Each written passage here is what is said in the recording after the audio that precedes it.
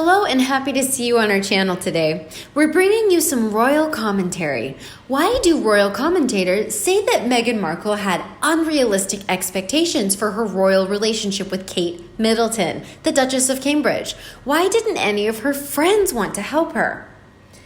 Catherine, the Duchess of Cambridge, was pregnant with her third child at the time Meghan really entered the royal family scene. And Catherine suffered from an extreme form of morning sickness that made her unable to keep down food or fluids at first.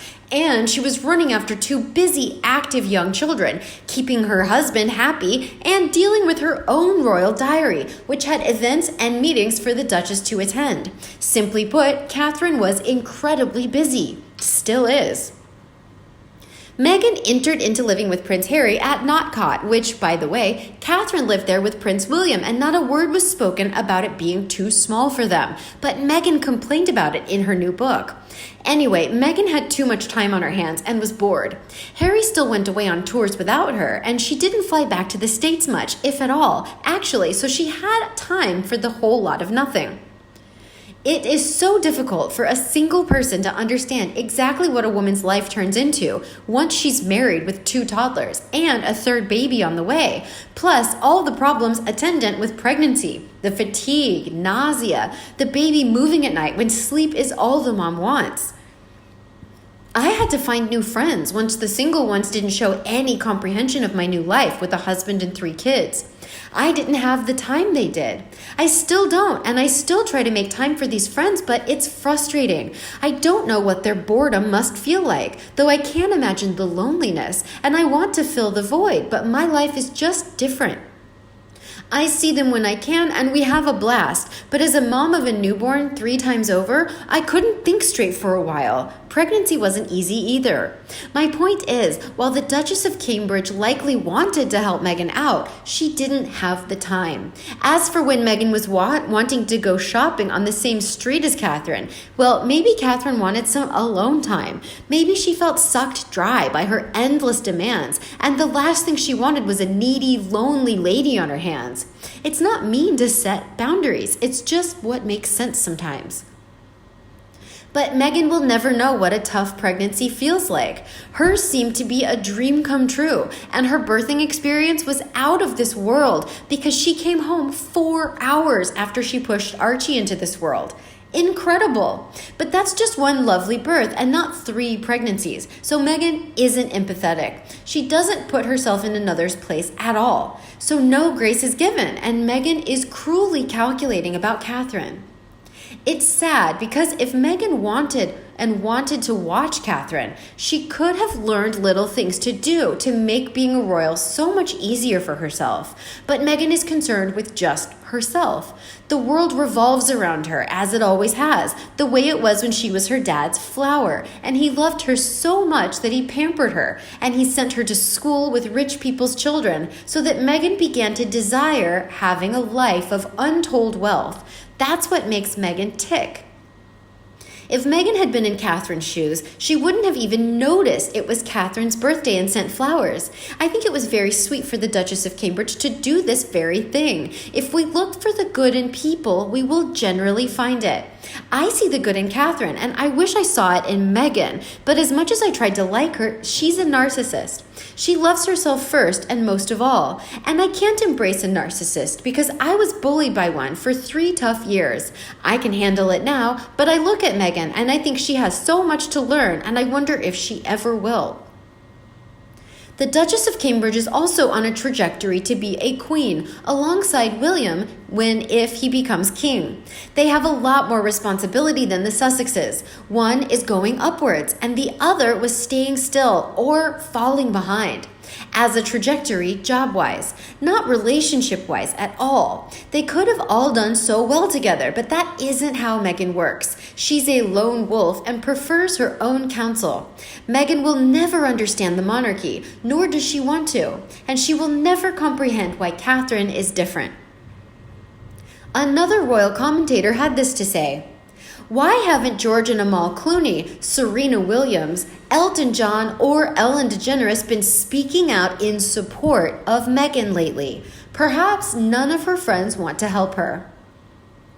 The celebrities such as George Clooney, who's on record as saying he's known Meghan Markle for so long that he can't recall when they first met, and his wife Amal, who held a baby shower in Meghan's honor, along with Oprah, Elton John, or Ellen DeGeneres, aren't speaking out in support of Meghan, due to Meghan deliberately making the British monarchy, the Queen, Prince William, and Catherine, along with other members, look bad. Meghan is calling them very toxic and mean. Meghan has been on a mission to paint the Queen and the rest of the royal family as unsupportive, unwelcoming, uptight, dowdy, snobbish, toxic, living a life that's tough and not a life of thriving, and celebrities will choose to stand with the whole British monarchy because royal trumps celebrity. Always. And those who were such good friends with Meghan before she left the UK in a huff, after saying she needed privacy and quiet, might have supported her run for freedom, but most watched and waited to see what Megs was doing next. The world knows hypocrisy when they see it, and Meghan didn't leave for peace and quiet. She left to make hundreds of millions or maybe a cool $1 billion and to have worldwide fame as the Duchess of Sussex running Sussex Royal. Hypocrisy isn't a compelling reason to speak out on someone's behalf, not when the couple, or really Meghan, is casting a most revered institution filled with mostly honorable people doing good things in this world in a very poor light. Why should any of these celebs support Meghan now? I know they loved to attend her wedding, but truly, they were there to see Prince Harry get married. They went to visit Frogmore and Prince Harry. Meghan without Harry is just Meghan. Her HRH is taken away, and yes, it can never, ever be used, so that's gone. Meghan is very political these days, and royals are apolitical, and the celebrities know this. Meghan's days as a duchess are running out, and she continues to defy the palace, the institution. Meghan's book is a tell-all, pointing blame for her failures as a duchess on anyone but her. I've read the whole sordid book, and Meghan clearly hates Catherine, and she's terribly jealous of her too. Prince William doesn't fare well in her book either, though Daddy Charles does. What celebrity is going to say Meghan is finally getting her peace and quiet when her aggressive PR team places her in the news every single day? They don't have to speak out for poor Meghan. Maybe back when she was languishing in Great Britain, when she was failing Duchess training. These celebrities wanted to be near her and close to Windsor Castle, where the true power sits. Not Meghan. They loved her royalty, and that's essentially gone, and they see it and stay away. As for Serena Williams, Meghan came onto her husband at the US Open right after Meghan birthed Archie. So many pics exist of her doing a vulgar move just so Serena's very, very wealthy husband, much wealthier than Prince Harry, times 20, might feel compelled to go for Meghan.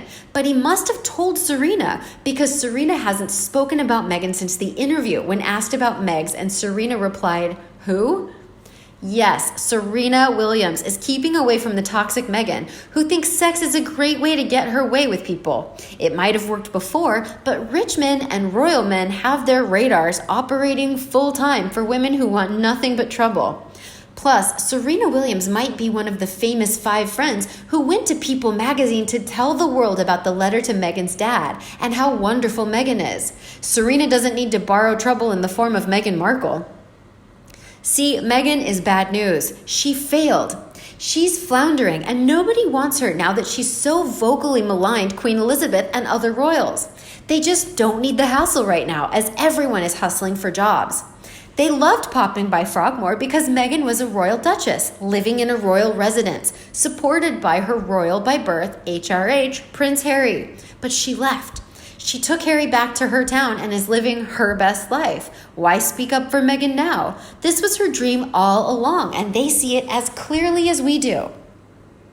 What about Oprah?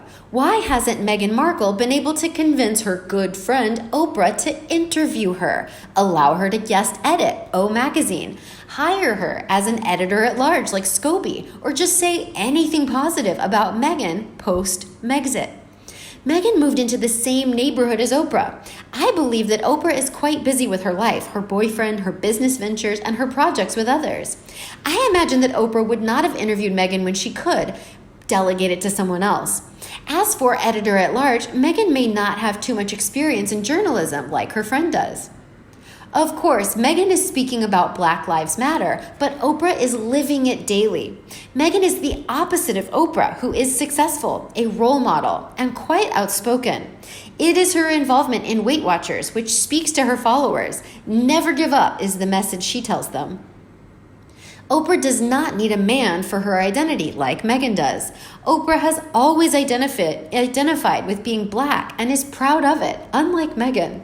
Oprah, for all her successes, has struggled with being a Black woman in a white woman's world. She earned her money, fame, and wealth. How about you? How do you feel about this commentary? Please let us know in the comment section below.